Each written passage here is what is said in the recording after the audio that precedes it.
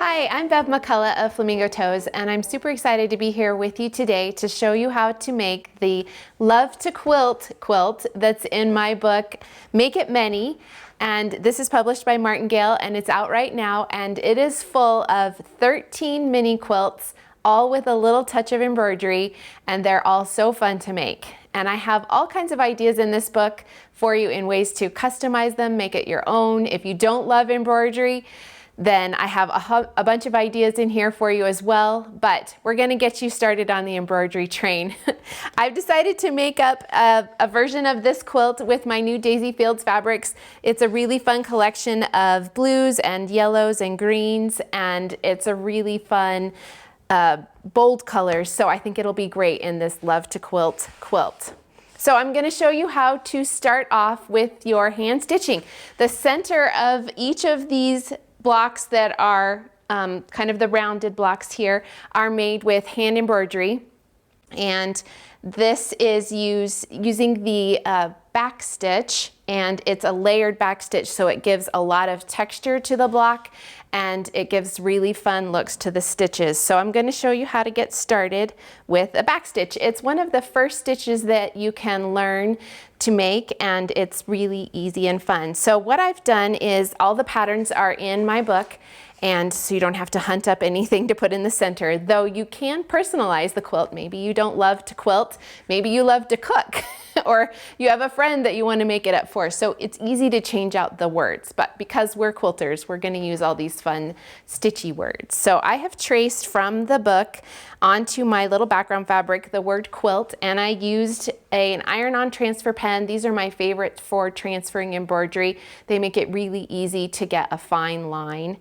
And I am stitching this with 3 strands of Aurifil floss, and I'm using Lori's embroidery needles. I love the little aqua tips on the end.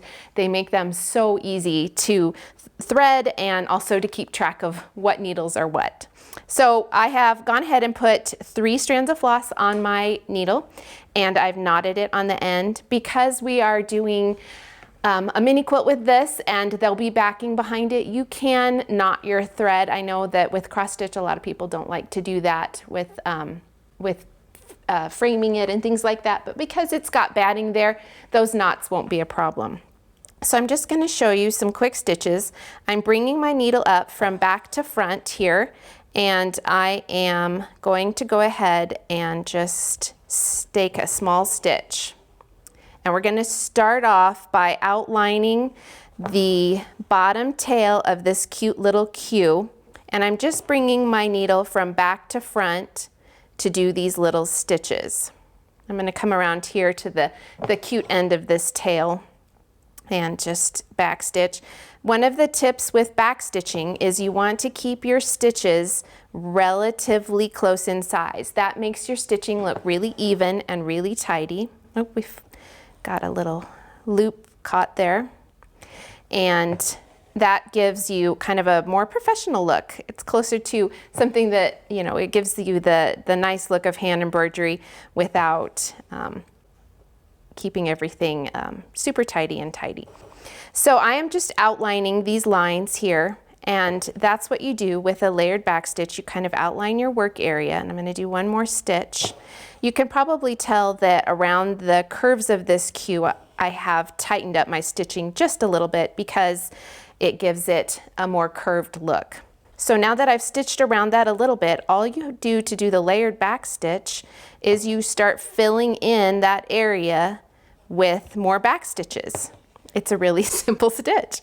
And you kind of want to layer them almost brick-like. So I've done a short stitch there, and now I'm going to do a longer stitch to fill in that Q tail, and now I'm going to do another short stitch.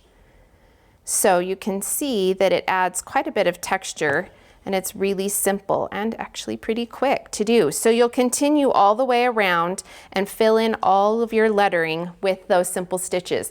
Now I've kept all of my embroidery floss the same colors, but you can vary that as well. If you want to make maybe your center word love, you want to make that pop a little bit, you could make that a different color than your other letters, so other words. So that would be really fun. Once you have, I'm gonna go ahead and take my little kneader minder off since I'm not using that. Once you have your stitching all done, I have instructions in the book for how to trim down your embroidery. These will be the center of our rounded blocks. So I'm gonna go ahead and show you how to put those together. And we're gonna start with these fun prints. I used this bold navy print because I thought it would be really eye-catching and it would look great with the navy embroidery floss that I used in the stitching. So we're going to assemble this quilt block, and you're going to use a really simple stitch and flip method. So you're going to take your background fabrics and you're going to draw a diagonal line from corner to corner with those, and you're just going to use a small ruler to draw that line, and you're going to do that on all of your background pieces.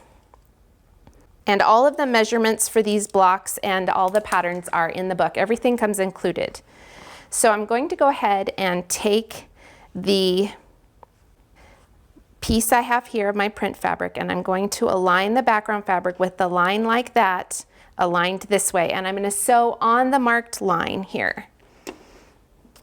And we're going to just, these go together really quickly. Because they're mini quilts, you don't have a ton of blocks to make. Sorry, got a little caught there. I'm going to just flip this around and sew the other direction.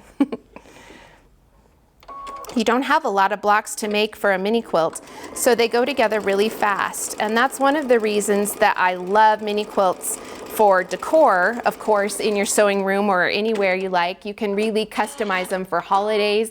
Wouldn't this be cute in Christmas fabrics, and pick different Christmas words in it? You could use something like holiday or Santa or anything that you like that, and make it really fun and easy to customize. But they also make great gifts because you can make them up quickly and have a fun personalized gift for a friend.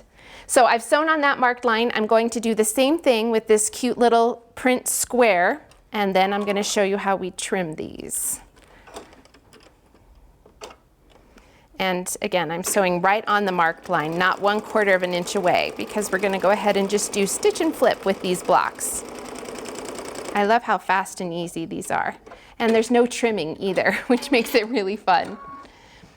So a lot of times I like to double my, speed up my work effort a little bit and timing. So I'll layer 2 of these together and make sure that I've got them aligned so that I can trim off the same correct pieces, and I do 2 at once. Just because anything that we can do to speed up our sewing time is good. So now I'm going to go ahead and press these, and I'm pressing towards the darker fabric. And then I'll show you how this all lines up. This block is really fast and fun to put together. And I'm just going to give this a quick press. And then I've started to lay out some of the other pieces that I've done.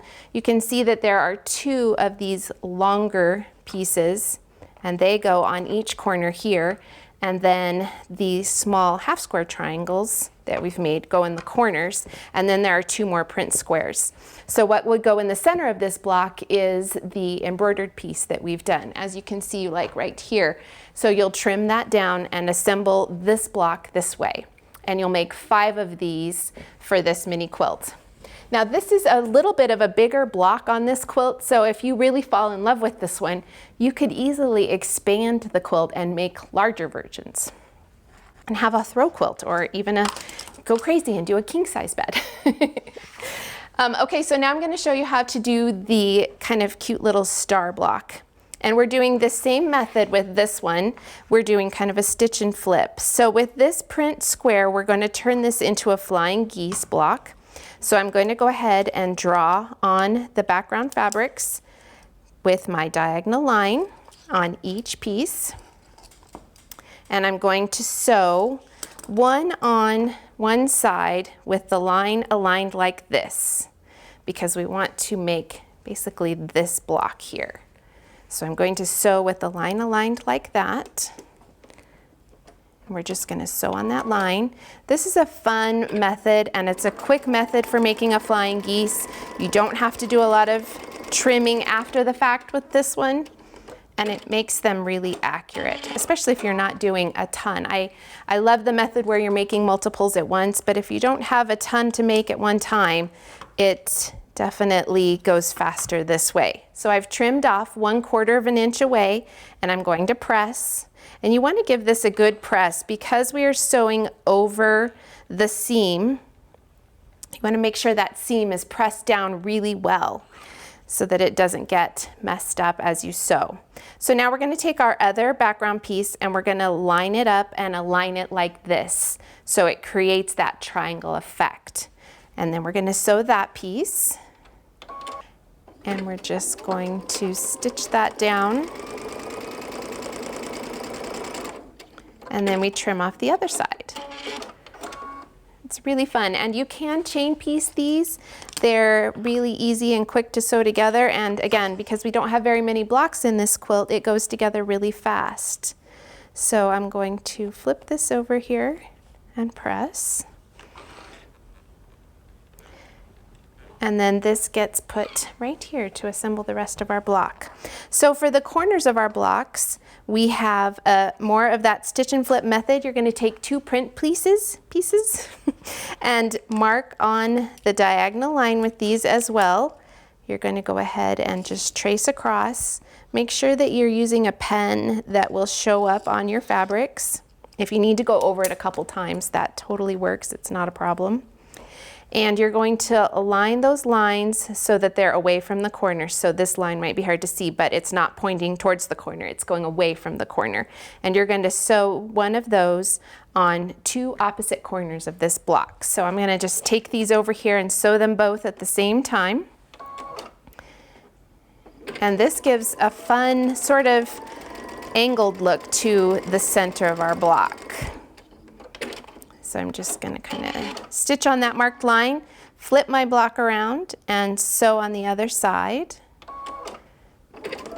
And then we will trim off just like we did the others. So we're using the exact same method, that stitch and flip method, with every one of the blocks that is in this quilt, but in larger versions and different layouts, it gives the block a whole different look, which I love that you can use the same method to create lots of different effects. So I'm trimming 1/4 of an inch away from that seam on both of those little sections. And then we're going to press, and then the block is laid out. So these point in towards the corner and give a really sweet look to this block to give it almost a triangular effect. So you're going to make 4 of those up, and then you kind of intersperse them with the rounded blocks and layer them together to create this quilt. And then I added a little bit of background fabric around the outside as an additional border, and then you'll add your binding. So again, you can customize this with more blocks. You can change up your words. Of course, changing up your fabrics gives it a whole new look too. So I hope you can find lots of options. You can also just fussy cut cute images for the center if you don't want to do the embroidery. So again, the book that all these patterns are in is Make It Mini, and you can find it at your favorite quilt shop. And I would love to see any versions you make of these projects. Thanks so much.